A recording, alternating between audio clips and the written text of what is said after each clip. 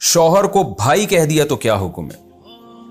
اگر بیوی خاوند کو غلطی سے یا جان بوجھ کر بھائی کہہ دے تو کیا اس سے نکاح پہ کوئی فرق پڑے گا؟ محمد عرفان عمان سے، اس سے نکاح پہ تو کوئی فرق نہیں پڑتا، میاں بیوی کے تعلقات پہ فرق پڑ سکتا ہے۔ شوہر کو غصہ آئے گا کہ کیا کہہ رہی ہو بیگم، کس طرح کی باتیں کر رہی ہو، بھائی کہا کرو، فلانے کو ڈمکانے کو اس کو بھائی کہا کرو، وسیم کو بھائی کہا کرو، ستار کو بھائی کہا کرو، غفار کو کہا کرو، ساری دنیا میرے علاوہ تمہارا بھائی ہے۔ جیسے خاتون کو کسی نے انٹی کہہ دیا تھا تو اس نے بولا انٹی ہوگا تیرا باپ، تو شوہر کو بھی اسی طرح غصہ آ سکتا ہے۔ تو عورت تو واضح لفظوں میں شوہر کو طلاق بھی دے دے تو طلاق نہیں ہوتی، تو بھائی کہنے سے کہاں ہوگی، لیکن یہ لفظ غلط ہے، عورت کو نہیں چاہیے اپنے میاں کو بھائی کہا کرے۔ مدینہ کی کھجوروں کی گھٹلی پھینکنے کا حکم۔ مکہ اور مدینہ سے جو کھجور آتی ہے کیا ان کو کھانے کے بعد ان کی گھٹلیاں نہیں پھینکنی چاہیے؟ بنت حوا کراچی سے، پھینکیں گی نہیں تو کیا کریں گے؟ جائز ہے پھینکنا، اتنا شریعت کو مشکل نہ بنائے بھائی۔ نبی صلی اللہ علیہ وسلم بھی تو گھٹلیاں پھینکی دیا کرتے تھے نا، مدینہ جا کے بھی گھٹلیاں پھینک دیا کرتے تھے، آج تک سارے اسلاف تابعین۔ نبی صلی اللہ علیہ وسلم نے فرمایا اپنے اوپر مشکل پابندیاں مت لگاؤ، فیشدد اللہ علیک، اللہ بھی تمہیں مشکل میں ڈال دے گا۔ پھر مغرب کی قصر نماز کیسے پڑھیں گے؟ سفر میں مغرب کی کتنی رکعتیں پڑھی جائیں گی؟ عدنان صاحب راول پنڈی سے۔ عدنان بھائی، مغرب کے جو 3 فرض ہیں، اسی طرح جو عشاء کے بعد 3 وتر ہوتے ہیں، ان میں قصر نہیں ہے، یہ پورے ہی پڑھے جاتے ہیں۔ سجدہ میں پاؤں زمین پر نہ لگیں تو کیا نماز ٹوٹ جائے گی؟ اگر سجدہ میں پاؤں ہوا میں بلند ہوں تو کیا نماز فاسد ہو جاتی ہے؟ زاہد خان۔ ویسے بائی دا وے زاہد خان، پاؤں کو سجدے میں ہوا میں بلند کرنے سے آپ کا مقصد کیا ہے؟ ہم نے جھنڈوں کو تو لہراتے ہوئے دیکھا ہے ہواؤں میں، پاؤں ہوا میں لہرانے کا کیا مقصد ہے آپ کا؟ یہ عمل خلاف سنت ہے۔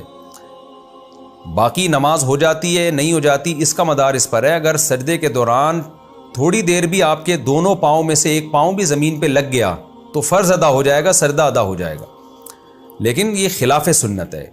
سنت مؤکدہ یہ ہے کہ آپ دونوں پاؤں زمین پہ اچھی طرح ٹکائیں اور کوشش کریں انگلیوں کا رخ قبلے کی طرف، اگر آسانی سے ممکن ہے تو سجدے میں پاؤں زمین سے اٹھانا یہ جائز نہیں ہے، لیکن اس سے نماز ٹوٹتی نہیں ہے، ٹوٹے گی جب آپ نے پاؤں زمین پہ لگے ہی نہیں، آپ کا مسلسل سجدے میں پاؤں زمین پہ اٹھا رہے، زمین سے اٹھا رہے، پھر نماز نہیں ہوگی، کیونکہ سجدہ ہی نہیں ہوگا، کیونکہ حدیث میں آتا ہے 7 اعضاء پر سجدہ ہوتا ہے۔ غسل کے بعد میت کا چہرہ دیکھنے کا حکم۔ کیا غسل دینے کے بعد میت کا چہرہ دیکھنا گناہ ہے؟ الیاس دیر۔ دیکھیں، جو میت کے بالکل قریبی لوگ ہیں، جیسے اس کی بیوی ہے یا عورت کا شوہر ہے، وہ چہرہ دیکھ لیں، یا اولاد دیکھ لیں، یا بہن بھائی دیکھ لیں، ان کے دیکھنے میں تو کوئی حرج نہیں ہے، لیکن یہ جو میت کو لٹایا جاتا ہے اور محلے والے قطار بنا کے دیکھ رہے ہوتے ہیں، یہ انتہائی قبیح رسم ہے، اس کو فوراً چھوڑ دینا چاہیے، یہ شریعت کے مزاج کے بالکل خلاف ہے اور عقل کے بھی خلاف ہے۔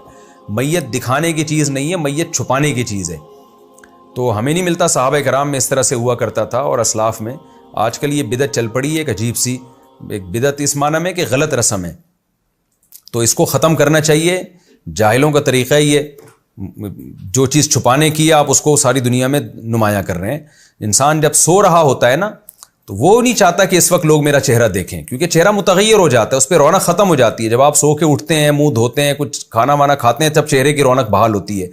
تو موت جو ہے نا، یہ تو نیند سے بھی اوپر کی چیز ہے، تو اس میں تو چہرہ اور زیادہ متغیر ہو جاتا ہے۔ تو انسان نہیں چاہتا کہ میرے سوتے ہوئے میں لوگ مجھے دیکھیں، تو وہ مرنے کے بعد کیسے چاہے گا کہ لوگ مجھے دیکھیں؟ تو یہ بے اکرامی ہے میت کی۔